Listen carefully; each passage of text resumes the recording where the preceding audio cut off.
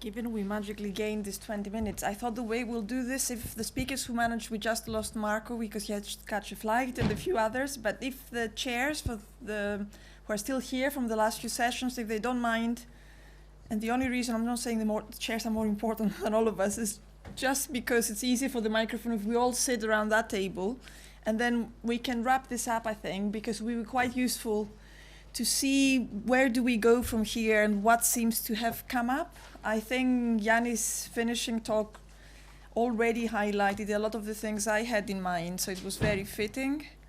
But if Seamus, Lorna is here, where am I? Do you mind, Seamus, if you kind of, you want to sit there? Oh, sure, okay, no. And while we're doing this and kind of setting up a little bit, it would be good if all of you, I asked the remaining people, Ian Ruthven, as he emailed me a few comments from people he got. I don't know if they managed to do the hard task of finding 3 people they didn't know and get their view of what they're getting out of the conference. But I think while we're kind of trying to set this up, what I can say, because I forgot to mention slide share for the slides. For those of you who haven't tweeted or don't use Twitter, I think this was a very good example of why Twitter can be useful. It was a mad war and exchange of things going all over, and another meta discussion on another level. It was interesting to see, and I think I was quite slow, but I'll want that's an impact maybe, and something to an archive as well to see what was some of the other discussion of people who weren't able to be in the room. But I didn't mention to all my speakers, you'll get an email. If any of you have any problem or any sensitive material, copyrighted or whatever, otherwise I'd like all the slides to be up on SlideShare and to send the link to all of you and the rest kind of other people who might be interested was one thing. And the other important thing about taking things forward and creating a community of practice, or maybe trying to see kind of sharing things, is publication of the papers. And listening the last few days, such a nice complementary and wide range interdisciplinary as well, bringing both academia and research, cultural heritage, all different domains together. I think my personal aim, I'll discuss with the rest of my program committee members, would be not to have selection of papers, but actually all of them together, if possible. We had a few offers from different journals, and it's more like a special issue of journal rather than a book. There was an interest in publishing a book as well, but they take longer. I'm very keen, and that's what I'll try when we're selecting the journal, to have things out in 2017. These are very topical, but it's also a lot of activity, a lot of interest in our kind of corresponding communities, to not leave these things for too late, to still make them useful. So hopefully what I had in mind, the rough schedule, was to give you something like Easter, myself included, to do a proper paper from what we were discussing. And that's why it was nice to not have them ready before the symposium, because you can take into account all the discussions and the reactions as well. And maybe go through rounds of reviews, and maybe by summer try to have kind of all this thing completed to process it forward. It's an issue, I think, in our all corresponding fields. It's not just even one field. Digital heritage, digital humanities, overlapping but not identical. Cultural heritage, digital collections, digital libraries. If especially you come from related in some form with academia, the UK one, we have the REF, but there are equivalent versions all around the world. The journals, as you probably know, the high quality journals in our areas, they have, if you talk with sciences or other people who've been there for much longer than us, the impact factors of the very best are always under 2, 1 point something, which means how many people have referred to your paper, how many citations you got. So people like physicists and chemists, like that publish in Nature and things like that, they laugh when they hear 1.5 is the absolutely highest, because it's a new field, it's an exciting field where a lot is happening. The things like impact factors are not very high, which brings me back to something that a lot of you touched upon, Yannis mentioned as well, impact measurements and evaluation. Does it matter? But it's what I would like to do. Open access, I think, is very important for what we've been discussing. So if we publish these things, that they're as widely as possible, as wide as possible, to have them up soon by a high quality journal as much as possible as well. So that's kind of intentions from me. And now I'll move over there to try to move on, kind of summarize a little bit of where we got with the discussion.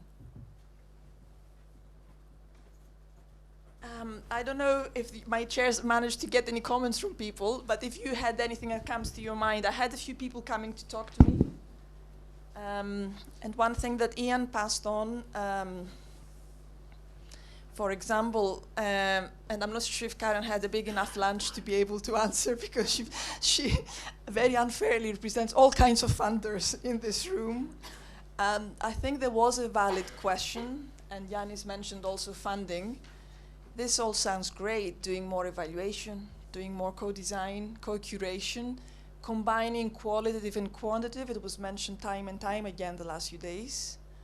But funders, and it was a joke about the HLF, I do mean much more broadly all kinds of different funders, they still seem to stick to mainly quantitative, sometimes exclusively quantitative indicators. And how do we combine the two?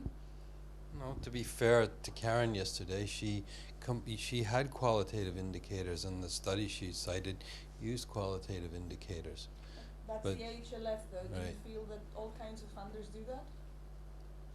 I think it comes down to the KPIs that you actually define for the project. If you define the KPIs that combine both qualitative and quantitative, and it came out in your workshop in, it was last March, how important the combination of the two really were. I think that funders are looking for a model that they can say has some validity and some standing in the scientific literature. And if you use to analyze, if you say, I have some qualitative data that I'm going to analyze, and here's the statistical methods I'm going to utilize to do that, and I have some qualitative data, and I'm just going to look at it, then they're going to say no. But if you say, I'm going to use Foucauldian or fair clause methods for analyzing the qualitative data, it adds a lot of credibility to what you're doing with it. So. Do you have a comment? Do you want to say something? Yeah, just to follow up on that, and obviously Karen and I have talked about this a lot, and Karen has heard me rant on this topic more than she'd like, I think. But I think ultimately, following up on Seamus's point about the KPIs, I mean, you can't evaluate impact if you didn't design it into the product in the first place. And we always look at evaluation from the wrong end of the telescope. We look at it from the summative point. We look at it at the end of a project. And the studies that I've done on impact evaluation and in cultural heritage, one of which Milena cited in her presentation, a collaborative project we worked on, the conclusion of that was very much that we're looking for impact in the wrong place. We should be looking for it at the outset and designing resources around that and building it into the design of the project, whether that's participatory design or whether that's top-down design, but one way or the other it has to be factored in at the outset.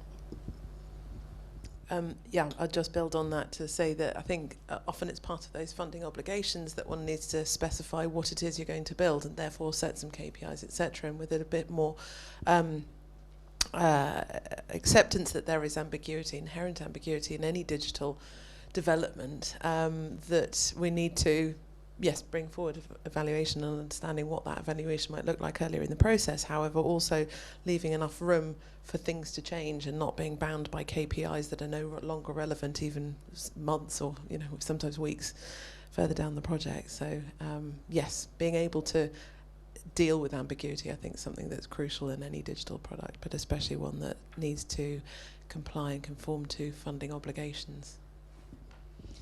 I think, following Seamus's point, it's important for all of us collectively to shape and help funders and funding bodies as well to change things more in that direction by being rigorous, by opening and sharing things. But I was wondering, as several of you in the room probably had in some form or other to write a report, A, initially proposal to get the money, and B, to kind of afterwards reporting on what was achieved and the impact. Do you have any models, successful or unsuccessful, just any experience of when you were actually compiling all the statistics that you managed somehow to bring somehow the qualitative element in any way that was useful?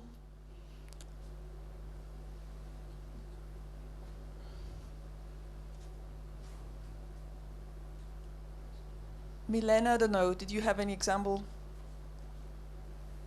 from work you've done in Malta with the other projects? Did you find any way in specific? Or Yanni, I don't know, in your experience as well, where you try to squeeze in some qualitative things as well? Can I give an anecdotal example? Some years ago, the European Commission had a call for proposals for digitization of masterpieces of European culture.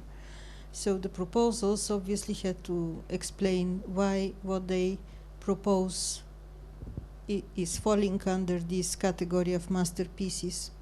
This is obviously related to impact. It was something very specific which was targeted. And then it was interesting to see how people would justify this. I recall a proposal on German newspapers from 19th century without obviously saying that they're not important. How would you justify that they're masterpieces? I mean, they're interesting. The material there is relevant to large groups of people doing different type of research. But quite often we start from the point that, and Yannis covered this in his talk, sometimes we speak different languages. We need to speak the same language. We need to see the same thing as someone else is seeing. And obviously in this run for project funding, everyone would go present something and would claim this is a masterpiece. It's important for someone, but that's not always the case.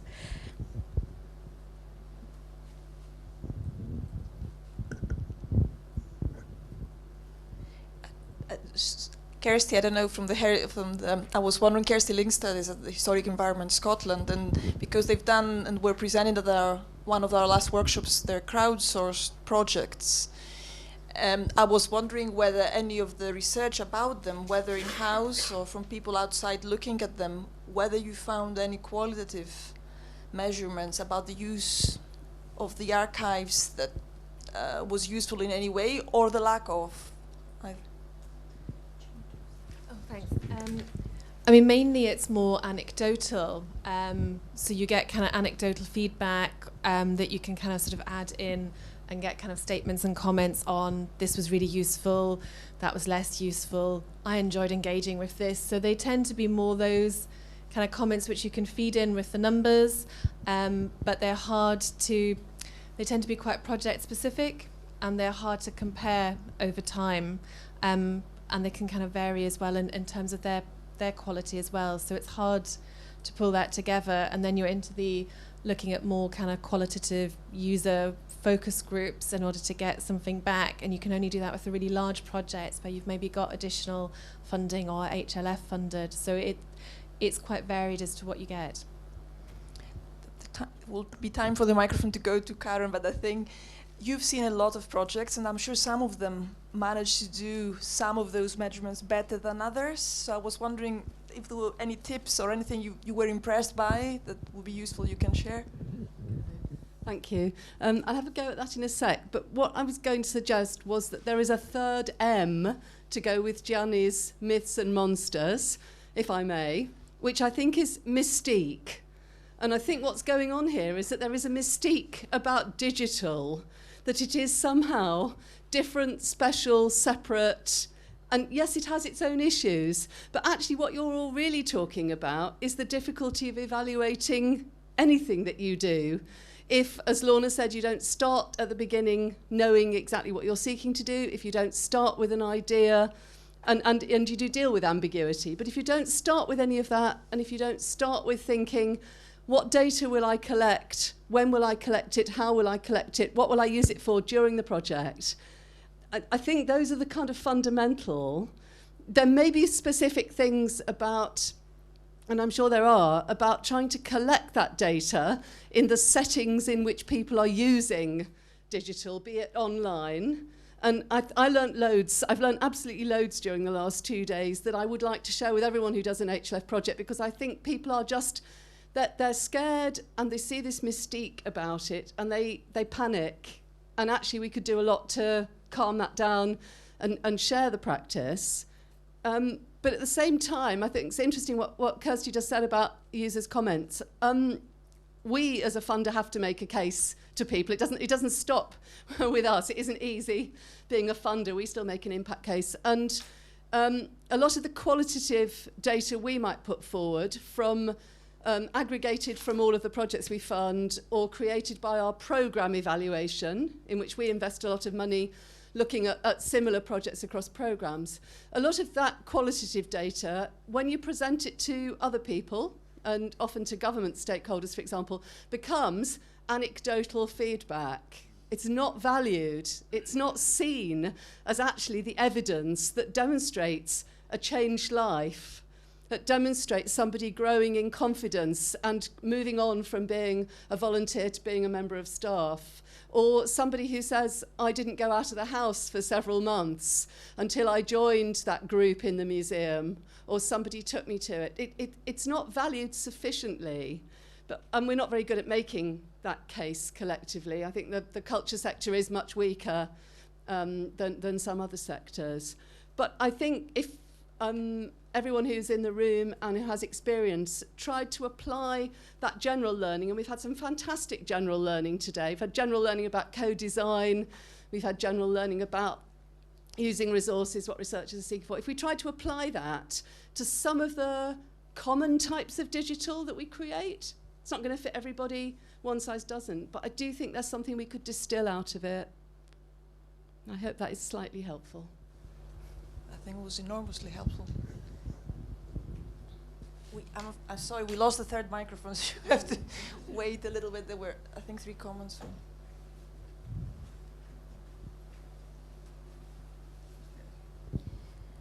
Sometimes from these qualitative exercises we do, we arrive to very interesting formulations which actually could be used even in branding.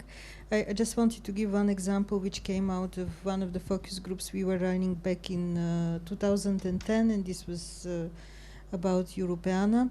One participant said that if Europeana was to become a cultural Google, then this would really change how people are seeing it. This I don't think that this ever happened, or this phrase caught the eye of people who brand Europeana, but actually that summarizes very well what could be its ambition. So I just wanted to say that yes, in qualitative feedback, there is a lot of repetitiveness, obviously a lot of subjectivity, but sometimes you have such real gems which come and can be very helpful to develop a different view on what one is doing. It's a different stage of, or a different perception. I don't remember exactly whose quote is this, but I recall, there's this mixed methods approach, which means that we pour in qualitative and quantitative measures and do some studies.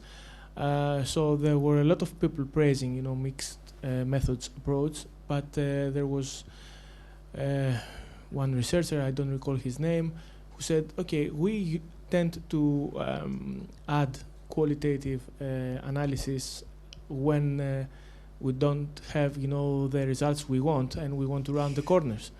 And this is not very easy. In our case, I recall after the first round of comments, I recall a national project, actually a small project about a museum that we had, and it didn't have actually these kind of statistics that you could show. I mean, it was a small museum in an Ionian Islands. The visitors are very few, therefore you cannot claim for big data and big numbers and big figures. Therefore we did some usability tests, because we had an application long before applications where we are using PDAs, if anyone remembers how a PDA was, personal digital assistant. We didn't have smartphones and things like that, so we were using PDAs, and all of a sudden the usability study of a PDA, if you have used a PDA, it is a pain. It was a pain. All of a sudden the usability study showed remarkable scores of efficient and easy to use experience. it's not very flattering to say, but I have to say it because I just as I did, some judgment on others' work, I want to be, honest to you for our work. Therefore, the qualitative study rounded the corners for our project. It was a national project. Probably nobody paid attention. It's just bureaucracy after, the end of the project to end it. But that was the spirit, and I fear that the spirit is more or less, around us. So I just picked up one thing, that much of our discussion is focused on the summative evaluations that we do at the end of projects. And I think that there's a place, as we heard in Katie Price's talk yesterday, for putting a lot of emphasis on the formative evaluations. And the one thing that I took away from the application of the Agile method, which I know from systems development, I thought it was wonderful to see it applied to the context of a museum and their qualitative evaluations. I think you told us that 5 was a crucial number right. Yeah. And that for me was there's a lot of qualitative evaluation there. It shows you the power of it in formative stages, and I thought that was a very good thing. And the second point that I want to make about this is that we're also when we talk about impact assessment, everybody seems to talk about near-term impact assessment, very close to the end of the project. I don't hear much about what happens 5 years down the road. And I think that that's where we really start to see impact. I was once sitting in a lecture with given by Ted Nelson, who's the guy who invented hypertext and hypermedia. And there was a woman in the audience who was a senior person in the Rockefeller Foundation, who at the end of the lecture, asked a question and said,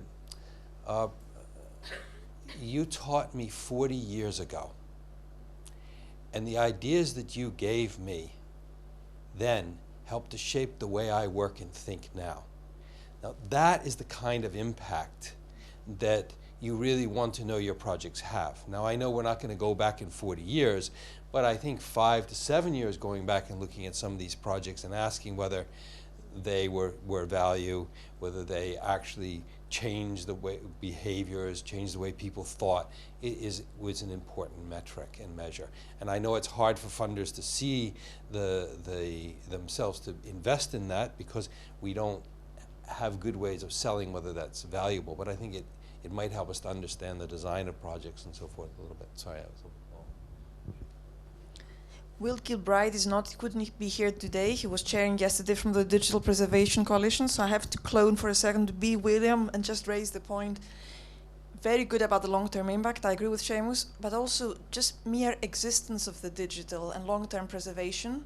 It's so depressing. I think that 10% of European collections being digitized, I'm not sure how many of you were aware of that. Even more depressing, of quite high-profile, publicly funded digitization projects 10 years later, I won't mention even longer than that, how many of them are still accessible online? So very, very few. So that's another element there as well about usability. And also I'm just remembering of another point from one of you that was passed on to me. Even knowing the existence of this, even when we do it right, and we do the co-design, and we do the formative, and we do the agile, all the other, and actually a lot of wonderful other methods, the co-curation, co-design, and the formative was, I think, throughout the 2 days mentioned by several of you, which was very nice to see. I think we are moving towards understanding and agreeing on that. But despite all this hard work, how many of our end user communities don't even know that these things existed? Even within, like Yannis mentioned, Enumerate, which is very close to a lot of our work and research, and we didn't know it, and it's very high profile and well funded.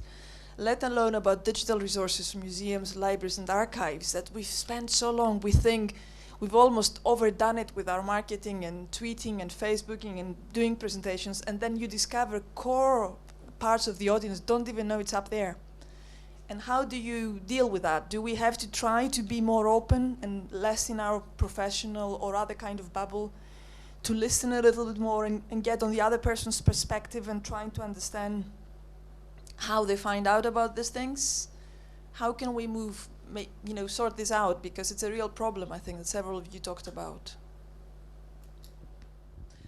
I couldn't agree more. And I think discoverability for me felt like an important theme, both within products and to allow access to those products, and how we can work, find new ways to get the content we're producing into the hands of people, not creating new destinations, but where we are, for very valid reason, creating new destinations, new products, thinking about how we build in things like search engine optimization and pay-per-click advertising, all those sorts of tactical measures that can help increase the chances of this content, this glorious content, being discovered. I'm not sure how much those feature in funding applications, because you do need to put quite a lot of oomph behind any sort of digital visibility and to increase the chances of that discoverability. And I'm not sure how well equipped we all are at the dark arts of search engine optimization to make sure that that happens. Can I just follow up on that? I mean, I completely agree with this, and I would actually go further than my fellow panelists in this, because I think Maria's absolutely right. There's lots and lots of digital cultural heritage resources that are no longer accessible. But I would make the argument that if things aren't sustained, then they've obviously had no impact. If they're allowed to disappear, they're not being used, and there's no one who's going to miss them. And in 2009, the AHRC did a study of projects it had funded through the Resource Enhancement Scheme, and it discovered that about half of them weren't available anymore after the mandated AHRC period of 3 years or something. But I think the reason for that was that half of the projects funded by the AHRC made no attempt to understand user statistics. They didn't have any analytical tools built in. They did not bother to assess how users were interacting with those resources. And I think the usage, impact, and sustainability triangle is absolutely essential to understand, because those three things are directly interconnected.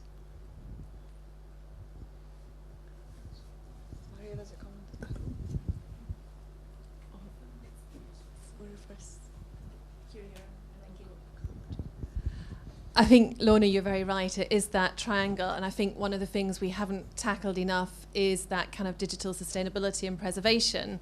And we're quite interested in creating content and new applications and trying to disseminate.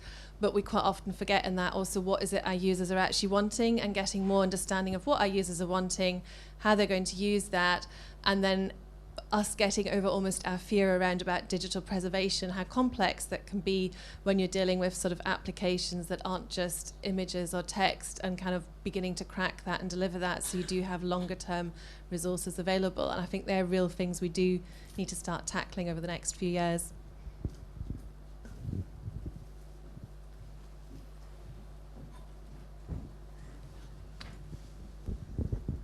Thank you. Yeah, it's interesting.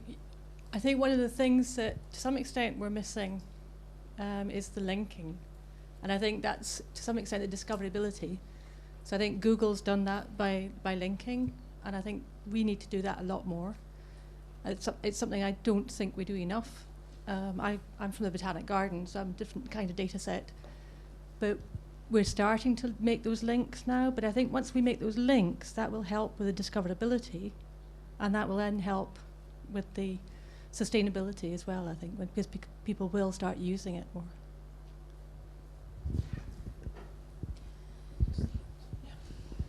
I just might make one plea, that just because a resource is not used in the near term doesn't mean that it won't have long-term value. I remember many years ago, I actually did a study in around 1997 for the Heritage Lottery Fund about information technology. And one of the things that someone found for me was a nut survey from the Victorian period to assess dormouse populations. as evidence of environmental change. And that particular study was buried away somewhere, hadn't been looked at in almost 100 years. And what was important to actually redo, to look at change over time. And change over time, if you think about historians like Leroy Laderie, is really important to understand how we've come to be what we are. So just because we don't use some digital resource that we've created doesn't mean that it won't have value in the future. And I know it's a delicate balance, but I think we have to think not just in a closed mind, we have to try to be broader and see that those possibilities. I wanted to ask a question, talking about linking, which was a very good comment, and all this trying to avoid doing what we criticize. I mentioned the intention to do papers and thinking also of academics. We've all put on the app the gigantic abstracts, together with some short ones. Tweeting has been going like crazy. We've recorded, and thanks so much for the colleagues who came here in this quite new facility that I tested their limits with the live streaming and the recording and the lecture overflow. These are some of the things I thought to share this with the broader, because there was interest from all over the world about this, which was really nice to see, and the extent of this really quite surprised me. Do you have other ideas of what we should be doing so we collaborate more and we share more on what we've been talking the last few days? And also, I noticed some people, the word research, it was so nice to see Alison, for example, Webb, talking from her own as a consultant and having a private firm, working with cultural heritage institutions, using this, not just from academic and research institutions. And I noticed the hesitation when I was doing invitations, so talking to some of you who are in mainstream cultural heritage institutions, is this the place for me? It sounds like a conference. Will this be useful at the end of the day? I'm very conscious of the competing demands. People mentioned teachers in the research. Some of them are with us today, but there's all kinds of audiences we all serve that don't have maybe the time or the luxury to read long academic papers. And I think it's very important for what we're doing to keep this communication between the different communities, because there are all kinds of communities, I think, we're bringing together, doing work in this area. So I was wondering if there are things that we might have forgotten in kind of the network and the team, or any suggestions. I don't think, for example, we had the time, Twitter was a real challenge with the characters it has, but maybe the quick and snappy, the more applied to practice. we gave some, I don't know if you realize, some travel bursaries to 4 people who came. Some of them gave papers, other people attended, master's students, early career researchers, which I also thought was very important. It was so nice for me to see in the symposium the whole range, the hierarchical as well as the breadth and the width of the different institutions covered. And I asked them, cheekily, after giving them very little money for their travel, to be our communications fellows and maybe think not just of Twitter, that all of you did so well, but maybe blogs, maybe more reflective pieces. I think it was a real nice vibe and atmosphere the last few days, but maybe when you go away and the dust settles, like what can you take to your respective communities? What can you bring back? So I don't know if any of you had ideas. I noticed there's awful, brilliant design skills in the room, all kinds of different in-depth knowledge, scientific, practical, project management. It's all kinds of things that we bring, which was very nice to see. So, have we covered everything? Yeah. Yeah. I'm a master's student and I study in classics. I also have a background in business and behavioral economics. And something that I found in this talk was that everything that has been talked about here, I've also seen in conferences for classics, behavioral economics, and the gaming industry. And so something I thought was very interesting was that I want to do digital humanities eventually, but I have no idea where to start.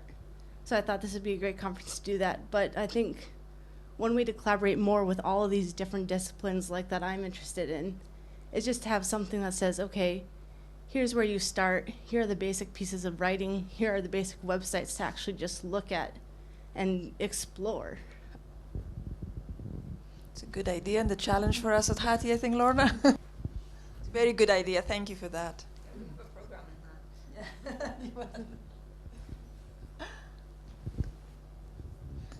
I have to say, when you go to a lot of conferences, you hear people talk about. I remember when it was me and my word processor in the 80s. That tells you how long I've been around. And then it was me and my database word. Now we might get to the point where you go to evaluation projects and you hear about me and my evaluation. One of the great strengths about the past 2 days for me was that I observed not people talking about me and my evaluation as an evaluation of some particular project alone, but I saw lots of people talking about underlying models. And I think one of the really interesting things and challenges that Maria will have when she pulls together all the papers for a volume would be to actually have an introductory section that talked about the different models that people use. I'm throwing out a challenge to you. I'm not going to do that alone. The different models that people talked about using.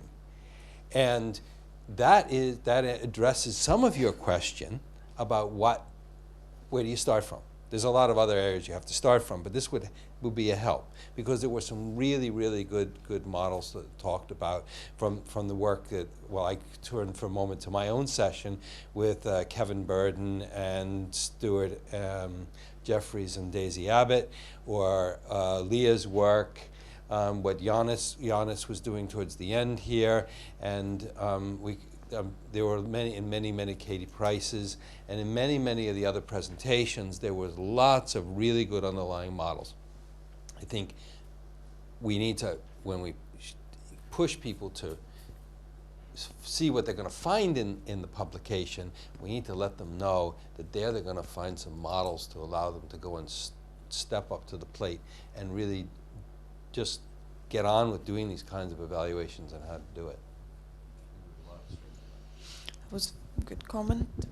Before we do that, just a quick one to say, I'll come back to the sincerity and honesty thing, which I also thought I appreciated from all the speakers. I think nobody did this how wonderful we are kind of thing, but actually was much more reflective, and I think that's a useful way forward. Okay. Just a very quick one to offer too for consideration. You're talking, I think, very appropriately about a forward and bringing together models from across the various papers and tremendous wealth and breadth and depth of contributions. But perhaps also it might be worth considering, would you do an afterword in a sense, or to the future, of offering every participant to very briefly write either perhaps what motivated them to come and the opportunity and what they felt they got out of it, but very short, and then doing some sort of collation or some sort of excerpt from those, which might not be so traditional or straightforwardly academic, but it might in fact be quite thought-provoking and give some very good pointers. Thank you so much for this, because of course I forgot. If any of you had the chance to look at this, the first question in our evaluation questionnaire, where would we be a conference on evaluating if we didn't have one? What brought you here? What is your interest in the topic? And I know I'm very conscious they are only on paper. I debated with Rosie online like 2 a.m. or something. It was just too much to do. We were very aware it should have been digital as well. I think the face-to-face is very important. So there is a plea. There was also not quite voting for best paper, but it's something like which individual poster or paper did you find the most useful and engaging? Do you have any other comments or feedbacks? We tried, I'm not sure we succeeded, to do brief and easy, so smiley faces, unsmiley faces, so you can tick, tick, tick quickly, as well as have a little bit of space for more reflective if you feel so inclined. So I hold, being very conscious of what I've left behind, our normal jobs to do this on top. I cannot promise for before Christmas, but we'll try maybe to also, this was a really nice suggestion because the paper, there are quite a lot of us, and unlike the workshops, maybe a combination. So a plea for all of you, we've got this lovely paper, this lovely box on your way out, on the registration box, to take a few minutes to put down your thoughts. Some of you didn't like kind of being named and shamed in this open discussion, but I'm sure more of you had things to say from your own experience. So it will be really useful. You can put it down, and I will try to also do a follow-up. Eventbrite, as you all know, played that really badly with all the thousands of waiting lists, but there's a way that we have your emails from all of you, and we might follow up, and I'll try to not flood you with questionnaires, but thanks for reminding me about this. And unless there was any other comment or suggestion, I'm very conscious of the fact it's 2 very long days, especially doing the reception at the back yesterday. I wanted to finish with some thanks and just to honestly share yesterday in the evening, maybe the 2 glasses of Prosecco helped, but I felt so good that I think this is the kind of thing that Kelvin Hall was about, and generally why we do this job, and why I, in my professional career at least, always was a little bit of a go-betweener, doing the cultural heritage, academia, from one to the other, together usually most of the time. And it was so nice to have the vibe and the communication and the kind of ethos of conversation here that I hope we will find a forum to continue in some form.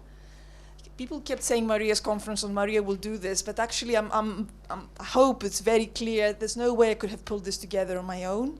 I don't know if you've noticed, for those of you who weren't doing papers, the others definitely noticed. There was a very long list of members in the program committee. They're all on our website.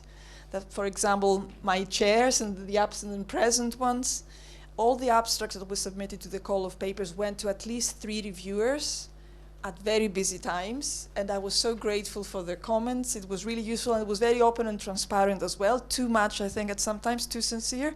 I forgot to kind of hide from one to the other, and because some of the people were also submitting papers, of course they were not allowed to review their own paper. They were seeing before, we're ready what others were saying. But I'm very keen, as you see, you probably realize, on transparency and sincerity. So to all I'll try to name them, though it's not fair because I'm sure I'll forget some. So Milena, Seamus and Lorna were part of the program committee. Fred Saunderson from the National Library of Scotland, Geoffrey Stewart from Glasgow School of Art, Kevin Gosling from Collectionstrasse, who wanted to come but who couldn't make it to Glasgow.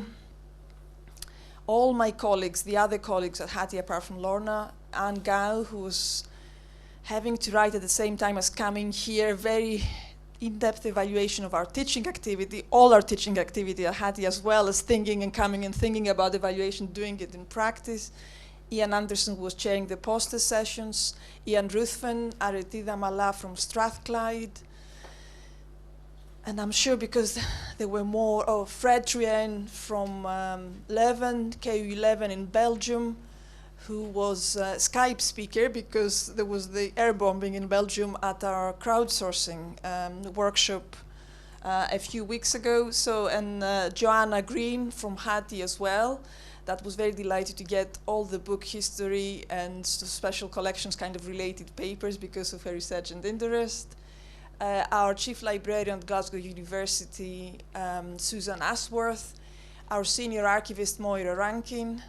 Leslie Richmond, whose retirement party we all have to go to, who was, she's working at the library and she's been a real asset. She's been an archivist for many years working with digital collections.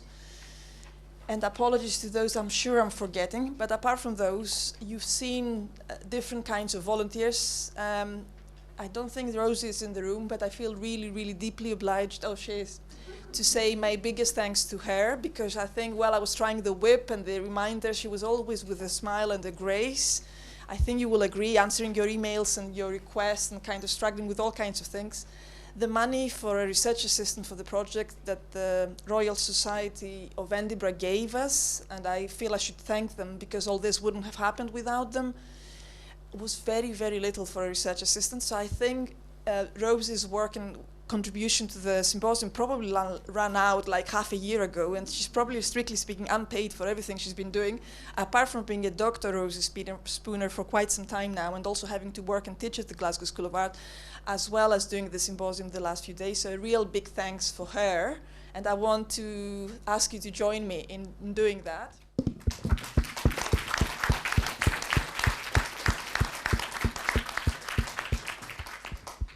But also Maria Simu, who's now a colleague at the Hunterian, who went away, left her duties. She's only 2 weeks in the job to come down and help us here. Lynn Verschuren, Anne Roche, Leanne Todd, who are student volunteers also helping out way past the teaching kind of term has finished and contributing to this and helping with some of the roving microphones and your requests at the front of the registration desk. The technical team that I think was quite a bit of a challenge. I've learned in Glasgow, I don't know if your institutions are indifferent, there used to be one team dealing with everything audiovisual and to support us. It's now typical kind of university. They've restructured 3 different ones. So the video conferencing people are somewhere else. The media units doing the teaching support are somewhere else. And it's somewhere else yet again if you want to have the central computing services. But they managed to kind of go beyond institutional boundaries and really help us throughout those days. So a great help to them. And I wanted to finish by thanking all of you for making it a really truly interactive and lively set of 2 days that definitely was a big lesson with lots of things for me to take away. So thank you everybody very much.